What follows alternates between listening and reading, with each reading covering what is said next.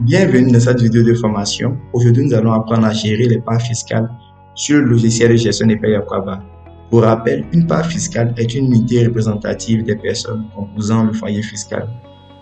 Les parts fiscales servent au calcul de certains impôts, en l'occurrence l'impôt général sur le revenu (IGR). Il faut savoir que le nombre de parts à prendre en considération pour la détermination, par exemple, du quotient familial dans le cas du calcul de l'IGR est établi par l'administration fiscale.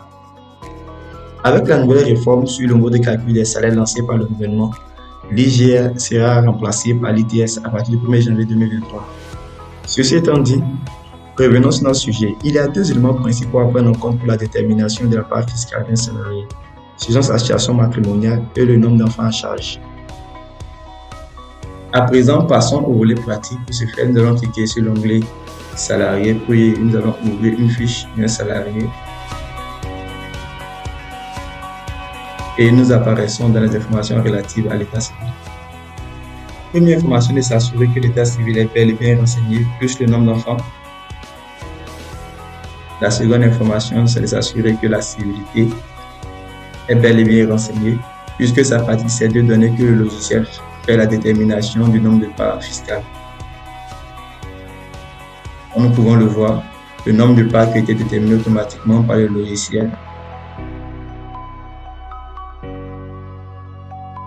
Ok, maintenant nous avons la possibilité de pouvoir modifier manuellement ce nombre de parts là.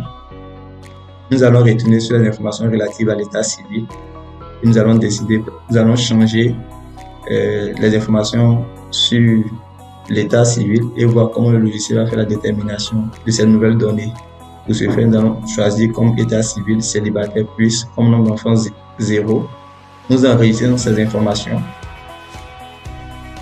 Et nous allons cliquer à nouveau sur l'onglet, le sous-onglet variable. Nous allons lancer la mise à jour pour que le logiciel puisse tenir compte des nouvelles informations qui ont été renseignées. Et comme on peut le voir, le logiciel a déterminé la nouvelle part fiscale qui est 1.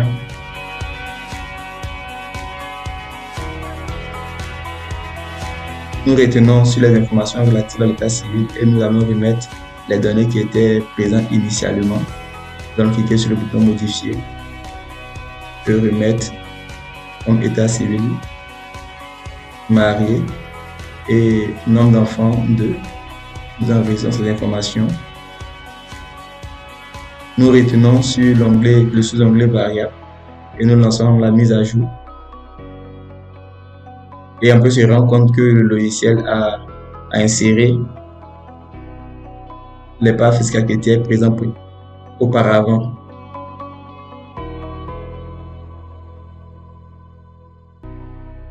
Nous allons aller dans l'onglet paramètres pour comprendre la configuration des parts fiscales. Pour ce faire, nous allons cliquer sur l'onglet paramètres, puis sur le sous-onglet paramètres métiers. Et nous allons choisir état civil. Et nous apparaissons dans la fenêtre dédiée à la gestion des parts fiscales. Donc, comme on peut le voir, nous choisissons une situation matrimoniale et nous configurons le nombre de parts en fonction de ce qui est donné par l'administration fiscale.